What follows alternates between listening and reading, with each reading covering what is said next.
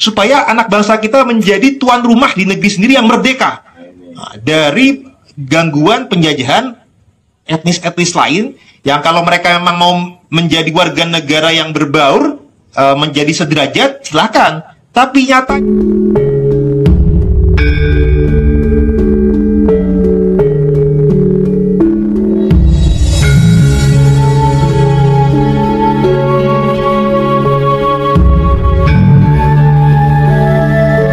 bukan suatu bentuk yang kadang-kadang kita disalahpahami, difitnah, seakan-akan tuh iri, dengki, hasad kepada para habib atau benci kepada para habib.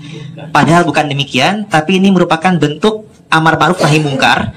Karena para kiai-kiai, para ustadz ini memiliki tanggung jawab kepada umat, tanggung jawab kepada Allah. Ya, dan kata juga beliau kan juga harus sampaikan kebenaran walaupun meskipun itu pahit. Nah, jadi apalagi sudah kita melakukan perjuangan pergerakan dari Kiai Imad itu dari Oktober 2022 sudah meneruskan kajian tesis ilmiah, 2023 sudah mulai viral, dan ini terus perlu perjuangan bersama. Tidak bisa hanya Kiai Imad sorangan baik, tidak bisa hanya saya saja, tapi perlu perjuangan bersama-sama. Karena ini demi kemaslahatan umat Nabi Rasulullah Muhammad SAW, umat Islam se-Nusantara. Bahkan nggak cuman umat Islam saja, tapi juga bahkan bangsa Indonesia. Karena kita melihat ini pergerakan kubu sana itu merendahkan tuh ya, merendahkan para kiai, merendahkan pribumi, merendahkan anak bangsa. Martabat bangsa juga ikut direndahkan. Jadi ibaratnya penjajahan gaya baru secara spiritual, kultural, rasial, finansial, bahkan juga cabul juga kepada wanita-wanita kita. Dan cabul sial gitu. Bahkan ada yang ketangkep itu kan kemarin, jadi predator seksual itu. Jadi kalau dulu penjajahannya secara politik itu sudah, kalau dari penjajah Belanda politik ekonomi, nah ini penjajahan gaya baru. Sedangkan founding father kita kan dalam pembukaan UUD 45 itu baru mengantarkan anak bangsa ini ke depan pintu gerbang kemerdekaan. Jadi kita sebagai penerus founding father kita punya tanggung jawab untuk benar-benar memerdekakan dan membawa masuk, bukan hanya di depan gerbangnya saja, tapi masuk ke pintu gerbang kemerdekaan supaya anak bangsa kita menjadi tuan rumah di negeri sendiri yang merdeka dari gangguan penjajahan etnis-etnis lain yang kalau mereka memang mau menjadi warga negara yang berbaur, menjadi sederajat, silakan. Tapi nyatanya, faktanya, mereka masih meneruskan rasial, fasis, dan juga pengkastaan. Nah, dan itu juga bertentangan dengan agama Islam itu sendiri. Karena dalam agama Islam itu diajarkannya inna akramakum indallahi atqakum. Jadi yang mulia di sini itu adalah yang bertakwa, bukan yang karena nasabnya. Nah, sedangkan kalau masalah nasab, Rasulullah juga bersabda bahwasanya pelajarilah dari nasabmu sesuatu yang dapat membantumu menghubungkan silaturahim. Jadi sekedar itu saja, bukan untuk dijadikan nasab itu menjadikan merasa mulia, kemudian merendahkan dan menghinakan yang lain. Nah, sedangkan mereka jelas dalam dakwah-dakwah mereka merendahkan, bahkan menyatakan barang siapa yang berguru kepada satu habib bodoh lebih utama daripada berguru kepada 70 kiai yang alim. Ini sudah bertentangan dengan agama Islam Rasulullah itu sendiri. Nah, tadi juga kiai juga sudah menyampaikan ada 38 kesesatan para habib. Nah, itu saja dari kesesatan tersebut sebenarnya sudah masuk 5 dari 10 kriteria sesat MUI sebenarnya. Nah, tapi sayangnya MUI belum berani, masih perlu dorongan dari kita-kita. Makanya ini perlu dorongan bersama-sama para yai, para ustadz.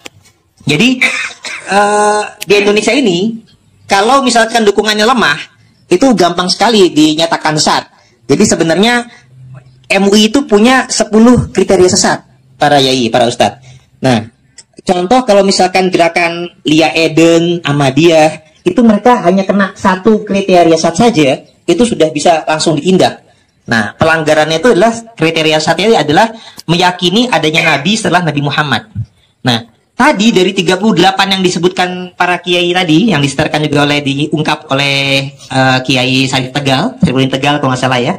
Nah, itu sebenarnya sudah masuk sampai dengan 5 daripada 10 kriteria sesat. Jadi kalau Ahmadiyah itu hanya satu, Lia Eden hanya satu. Ini gerakannya Habib Ba'alawi Muhammad sudah masuk 5 dari 10 kriteria sesat. Jadi luar biasa sekali kesesatannya. Ya, contohnya itu yang pertama, tidak sesuai dengan rukun iman dan rukun Islam. Itu 2 ya, saya sampaikan 2. Jadi yang tidak sesuai dengan rukun iman itu, mereka menyampaikan tuh, rukun iman kan sebenarnya jelas hanya sampai 6. Tapi mereka itu menambah-nambahkan kalau nggak percaya sama Habib sebagai cucu Nabi, itu dalam pandangan mereka tuh dihukumnya kafir atau murtad. Padahal bukan dari rukun iman. Artinya mereka menambah-nambah itu. Nah, kafir itu sendiri juga masuk ke kriteria sesat yang kedua adalah takfiri. Takfir itu dalam MUI itu termasuk sesat kalau ada takfiri. Nah, kemudian yang ketiga adalah tidak sesuai dengan rukun Islam. Tadi ada diceritakan yang naik hajinya cukup ke tarim misalkan. Nah, itu kan tidak sesuai dengan rukun Islam. Bahkan ada yang menambah-nambahi rukun Islam itu hanya 5, ditambahkan lagi rukun Islam yang ke-6 itu adalah menjaga kehormatan tarim. Nah, ini nggak sesuai dengan kaidah rukun Islam, itu udah masuk 3 itu. Nah, yang keempat adalah melecehkan dan merendahkan Nabi. Nah, ini masuk dari cerita-cerita klaim karomah yang khurafat yang sesat dan melecehkan merendahkan Nabi. Misalkan Nabi Muhammad saja kita peringati Isra Mi'rajnya setahun sekali di bulan Rajab. Ini mereka sampai mengklaim leluhur mereka Fakimu Kodam Mi'rajnya 70 kali per hari dengan kambingnya. Wah. Jadi itu mengalahkan mukjizat Nabi Muhammad. Padahal yang itu mukjizat yang paling utama di antara para nabi yang lain. Ini dikalahkan, dilecehkan. Nah, udah gitu yang seperti tadi ada disampaikan, untuk Allah saja, untuk menurunkan bencana, itu perlu dapat ACC dari wali kutub yang Habib Ba'alawi. Nah, itu sebenarnya sudah melecehkan, merendahkan Allah bahkan. Bahkan para nabi saja dalam Quran itu hanya diberikan informasi saja, tidak sampai harus dapat ACC. Nah, itu banyak sekali yang seperti itu. Jadi, itu sudah masuk kepada kriteria keempat yang melecehkan dan merendahkan para nabi. Bahkan, nabi saja untuk berdakwah hanya bisa mengislamkan, tuh hanya bisa menyampaikan, sedangkan kan hidayah itu urusannya Allah gitu. Dan itu pun hanya sampai dengan di masa hidupnya orang-orang kafir. Kalau para habib bisa mengislamkan orang-orang kafir yang sudah wafat di alam kubur itu, oh, itu bisa diislamkan oleh mereka. Nah, ini benar-benar penyesatan ini khurafat, dan ini melecehkan dan merendahkan Nabi yang sebenarnya sudah masuk dari kriteria sesat MUI. Terutama juga yang kriteria kelima itu adalah tidak sesuai dengan kaidah tafsir Al-Quran. Nah, ini terkait dengan surat Al-Ahzab ayat 33. Memang bahwasanya di surat Al-Ahzab ayat 33 itu Allah itu menghendaki mensucikan Ahlul Bait sesuci-sucinya. Nah, cuman di sini ada asbabun nuzulnya. Nah, Ahlul Bait pun juga orang rumahnya Nabi. Itu kan ada makna umum, ada makna khusus. Sama kayak misalkan para yai ini, kalau makna umum orang rumahnya yai itu ya termasuk santrinya, mungkin supirnya, pembantunya, itu makna umum termasuk selain keluarganya. Tapi makna khusus keluarga ahli warisnya. Nah, demikian pula Rasulullah. Kalau makna umum, Salman Al-Farisi termasuk. Tapi kalau Ahlul Bait, makna khusus yang disucikan oleh Allah sesuci-sucinya, itu kan ada asbabun nuzulnya para yai. Nah, itu hanya dikhususkan kepada Ahlul Kisah, yaitu Rasulullah, Imam Ali, Sayyidah Fatimah Zahra, Imam Hasan, dan Imam Husain.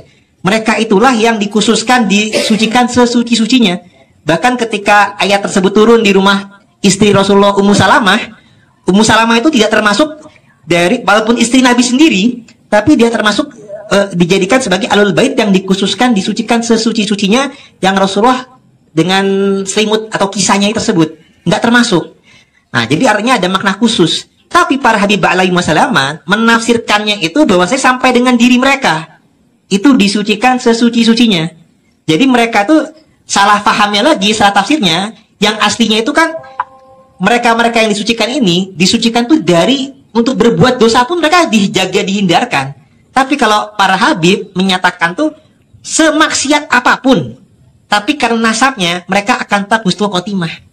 Jadi itulah yang menjawabkan Habib-Habib saat ini tuh ada yang sampai predator nasab, predator seksual, ada yang sampai membelokkan nasab, ada yang sampai apalagi dusta dan lain-lain, itu nggak ada takutnya.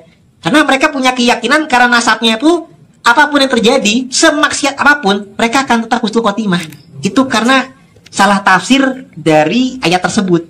Padahal ayat tersebut itu bukan untuk para Ahlul Bait Nabi. Dan mereka juga menyampaikan tuh, barang siapa umat yang mau mengkoreksi mereka, itu bagikan iblis. Itu yang menyampaikan Habib Novel Al-Aidrus. Ini pun juga menyalahi Rasulullah, karena Rasulullah juga bersabda, andai Fatimah putriku mencuri, akan kupotong tangannya. Artinya turunan Rasulullah yang asli, generasi pertama, andai kata salah melanggar hukum, itu harus ditindak. Nah ini yang mengaku-ngaku cucu Nabi, ribuan tahun kemudian, nasabnya nggak terbukti secara ilmiah, tapi kalau berbuat salah, umat tidak boleh mengkoreksi mereka. Kalau mengkoreksi mereka tuh malah disampaikan mereka bagaikan iblis. Nah, tentunya umat jadinya kan takut kualat karena cinta Rasulullah, husnuzon kepada cucu Nabi. Nah, takut kualat. Nah, inilah kenapa ketika itu saya sama Kimat tuh juga mulai berjuang ini tidak cukup kalau hanya mengkritik dari kelakuan Habib yang salah atau hanya menahi mungkar dari kesatuan mereka, tapi memang harus dari akarnya itu adalah membongkar kepalsuan nasab mereka. Nah, jadi ini bukannya kami, ya betul, ini yang ketiga ini dari pernyataan ini betul sekali sudah dinyatakan oleh para kiai. Jadi bukannya kami karena mereka salah maka kami palsukan nasab, ya bukan, tapi kami ungkap kepalsuan nasab mereka demi nahi mungkar untuk mencegah kemudaratan yang lebih besar. Nah, jadi bukan karena mereka sesat sehingga atau kami nggak suka dengan kelakuannya maka kami menolak nasabnya, bukan. Tapi karena mereka ini melakukan namanya kemungkaran-kemungkaran, latar belakangnya itu kesombongan akan nasabnya, sehingga nasabnya kita teliti. Nah, ketika ketahuan palsu kami ungkap supaya kedepannya tidak ada lagi atau mengurangi atau mencegah para Habib, para Balawi yang berbuat mungkar mengandalkan nasabnya, dan supaya masyarakat umat itu andai kata ada Habib yang baik, yang berilmu tinggi, dihormati, silahkan karena ilmunya atau akhlaknya, bukan karena nasabnya.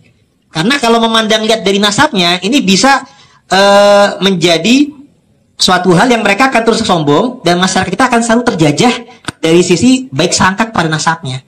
Nah, maka dari itu kami menyambut baik daripada gerakan para kiai, para asatid, apalagi juga sudah kita temukan lagi masalah nasab ini kan selain tadi kajian manuskrip, itu Kiai Imat kan membandingkan antara data sejaman dengan data yang sekunder. Artinya kaidah ini apabila ditentang, maka fakultas-fakultas sejarah se-Indonesia itu harus ditutup. Karena ini kalau misalkan kaidah ilmiahnya Kiai Imat ini dibantah secara hal yang tidak ilmiah, maka ini benar-benar meruntuhkan kajian ilmiah ilmu sejarah.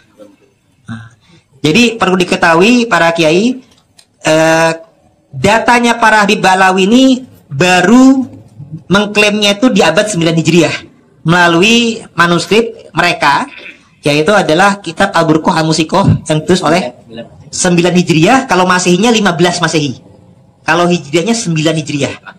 Nah, ya, jadi 9 baru 1400-an. Nah, jadi 9 Hijriah atau 15 Masehi itu mereka baru mulai berasumsinya itu oleh Ali bin Abu Bakar As-Sakron dalam kitab Al-Burqah Al-Musiqoh, berasumsi leluhurnya beliau yang bernama Ubaid, ya, awalnya Ubaid. Nah, dia berasumsi Ubaid ini adalah alias Ubaidillah alias Abdullah. Kalau di Burqah itu Abdullah. Nggak, awalnya Ubaid dulu. Nah, dia berasumsi bahwasanya Ubaid ini adalah alias Ubaidillah alias Abdullah. Nah, awalnya dari kitab As-Suluk Abdullahnya. Nah, tapi di kitab As-Suluk tentang nama Abdullah itu adalah leluhur dari Bani Jadid. Nah, Ba'alawi, Ali bin Abu Bakar As-Sakron mulai berasumsi leluhurnya mereka yang bernama Ubaid adalah alias daripada Ubaidillah alias daripada Abdullah tersebut. Nah, Bani Jadid dan Bani Ba'alawi ini sebenarnya sama-sama salah dalam artian tidak sesuai dengan data yang lebih tua, dengan data sejaman atau data primer. Nah, jadi kalau zaman dulu kita belum meneliti data yang lebih tua, bolehlah kita menggunakan prasangka husnuzon, bolehlah kita menyebutnya praduga tak bersalah, bolehlah kita kalau dalam ilmiah ilmu sejarah itu argumentum ex silentio, kita bisa mendiamkan dari sanggahan terhadap sesuatu yang belum ketemu bukti penyanggah yang lebih tua atau yang lebih valid, ya. Nah, karena itu datanya abad 9 Hijriah, tapi zaman sekarang sudah canggih. Kita sudah bisa meneliti, sudah bisa mengkaji dibandingkan dengan data yang lebih tua. Data dari abad 5, 6, 7, 8. Karena ternyata tokoh Said Ahmad bin Isa yang diklaim sebagai leluhur Ba'alawi itu kan hidupnya di Irak. Nah, di keluarga besarnya menurun di Irak. Itu hidupnya di abad 4 Hijriah. Nah, dalam data kitab yang lebih tua, terutama yang paling lengkap itu dalam data kitab Syiatul Mubarakah. Ternyata anaknya hanya Muhammad, Ali, dan Hussein saja. Tidak ada nama Abdullah, tidak ada nama Ubaid, Ubaidillah tak ada. Hanya 3 saja. Nah, artinya data di masa kemudian, data sekunder yang kontradiksi dengan data yang lebih tua, maka batillah data yang lebih muda tadi. Karena nggak sesuai, kontradiksi dengan data yang lebih tua tadi. Andai kata data yang lebih tua itu belum ketemu, kita masih bisa prasangka baik, masih bisa husnuzon, masih bisa praduga tak bersalah. Tapi data keturunan Said Ahmad bin Isa ini dari turun-temurun, dari abad 5, 6, 7, 8, itu tercatat, Yai. Nah, Pak Kiai Imad sudah menuliskan detail data-data tersebut, kitab-kitabnya, sehingga karena datanya memang ada dan terbukti berbeda, maka terbukti Ba'alawi salah. Andai kata data yang lebih tua ini belum ketemu, kita masih boleh berprasangka baik, masih boleh berhusnuzon.